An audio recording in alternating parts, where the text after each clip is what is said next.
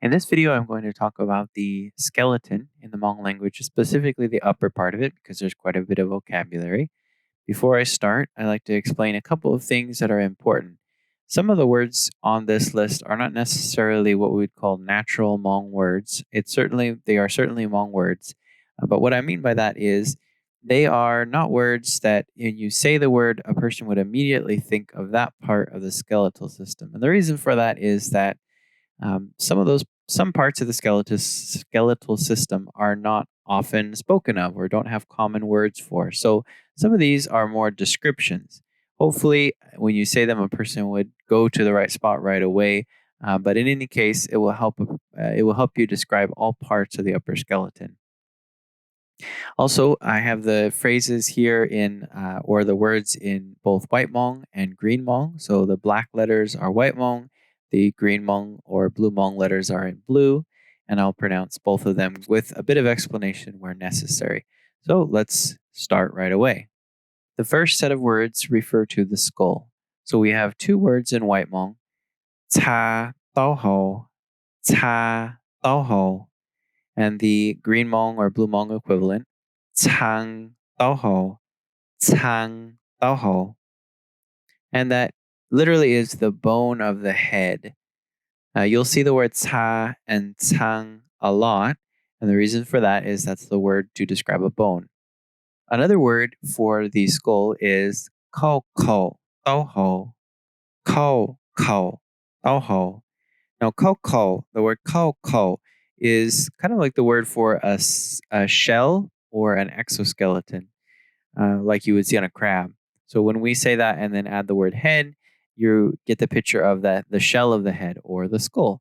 That, as I understand, is the same in both White Hmong and Green Hmong. So therefore, it's only written in the black letters.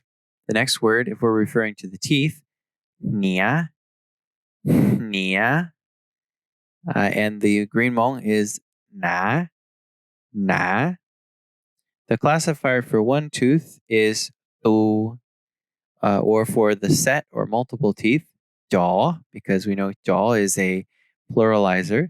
Or in Green Hmong, it is tu, tu for a single tooth. So you could say I tu na for one single tooth, or in White Hmong, I tu. Actually, it still would be tu because of tone change. So we'd say I tu nia. Next, we have the chin bone. Cha bo chai. Cha bo chai. Or Green Hmong. Chang bo chai. Chang bo chai. Now, just to clarify a little bit here, if we were to say bo chai, we would think of the chin. And in most of these, this is kind of the case of what's happening. We refer to an exterior body part, like the chin here or other parts, but we preface it with the word cha or chang, the word bone. Therefore, the person immediately thinks of that body part, but then they realize, oh, it is the bone underneath. So we'll see that a lot. Next, cha jaw ji, cha jaw ji, or in Green Hmong, chang jaw ji. Tang jaw zi. And that's the cheekbone. Now, cheek in Hmong is plu, plu. That's Plhu. But when we talk about jaw zi, if you think of somebody with high cheekbones, that little protrusion of the bone there, that's jaw zi. So when we say ta jaw zi, we're referring to the bone of that protrusion there. Whereas the cheek, the skin there, a little below it, that is plu. Next, we have cha gao zhai, cha gao zhai. And in Green Hmong, chang gao zhai, chang gao zhai. So that's the word for the mandible or the jawbone. Next, here we have the word for bone and the word for neck. Now, really, this is the cervical vertebrae or the neck bones that are part of the spine. So you could refer to it that way. But if you wanted to say something in Hmong that would hone in on that one part, the cervical vertebrae or your bones in the back of the neck, you could say this phrase and it would be more specific. And that is cha ya da, cha ya da, or in Green Hmong, Chang Jiang Lang, Chang Jiang Lang. And that again is the cervical vertebrae or the neck bones.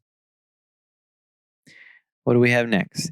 This is a bone that is referred to specifically by a Hmong word. It's a specific Hmong word, and that's the clavicle, or we also call it the collarbone.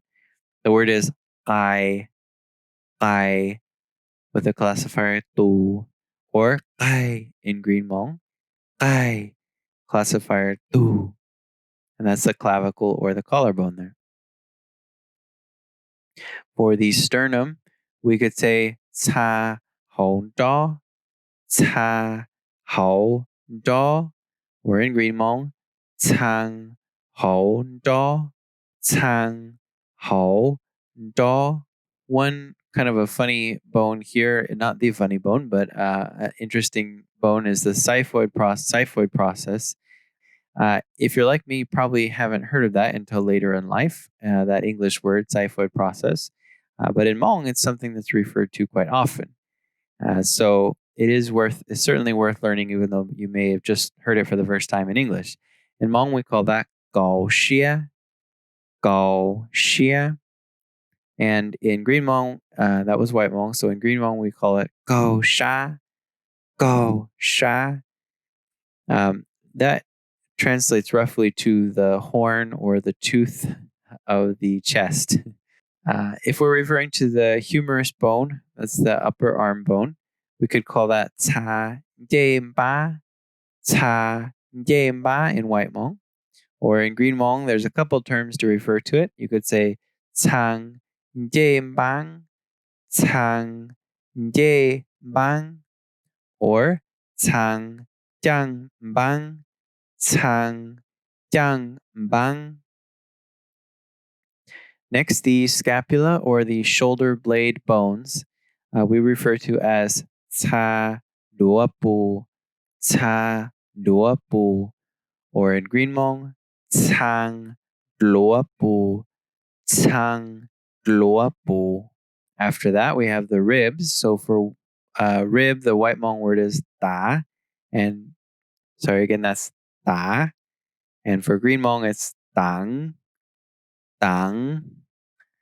Classifier for one rib is tu, so tu ta. Jaw for multiple. And again, for Green Hmong, it'd be tu, so tu tang. And then jaw for multiple. Let's go down a little bit. Next, we have the hip bone or the pelvis bone, which is cha ja, cha ja. And then the Green Hmong, chang jang, chang jang. After that, we have the radius and the ulna. Now, just one note on these, I don't believe a person would immediately think of radius or ulna.